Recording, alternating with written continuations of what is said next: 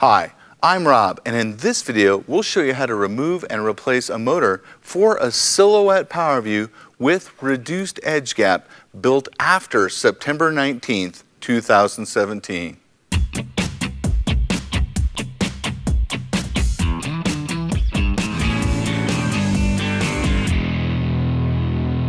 So what we're going to do is go ahead and remove that end cap. We're going to start here in the back and rock it around here to the front, always rock it to the front, and we're just going to go into the end of the shade. Now as I'm removing the motor here, I want to use my Silhouette grip here where I'm holding onto the front of the rail, I'm holding onto the back of the rail, and I'm holding my middle finger here, all of this holding it together to hold on to the fabric. Don't want that fabric coming out of the limit on the other end. I'll show you why here in just a second. So we're going to go ahead and remove the screw out the bottom here.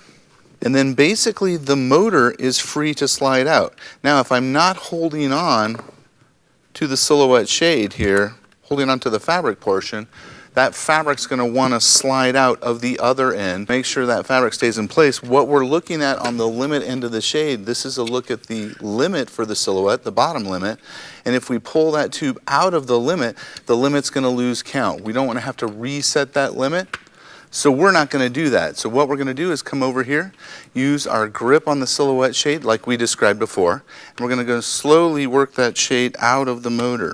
What I can see here is the idler on the end of the shade is kind of staying in the roller tube.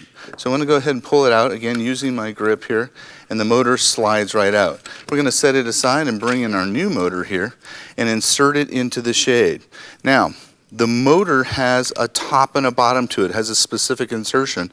It doesn't look like it's different in any way. Here's the line here that's going to go to the top side of the shade. Now the motor has a specific insertion into that tube. So what I want to do is understand that the motor won't fit in the wrong position.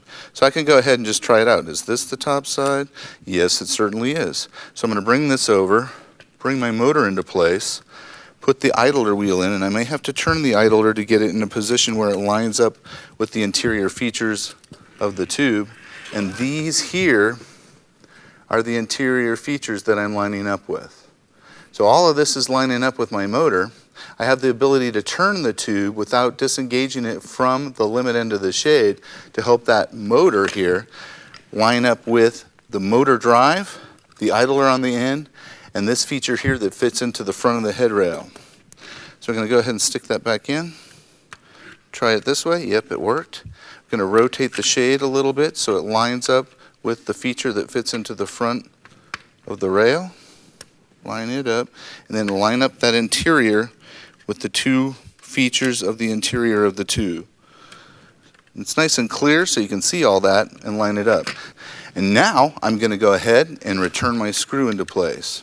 I'm now ready to go ahead and return the aesthetic end cap onto the back of the shade, and I'm going to rock that in. I'm going to put the front feature in first and rock it around the back, and it just snaps right into place. And I just showed you how to replace the motor on a reduced edge gap Silhouette with PowerView shade.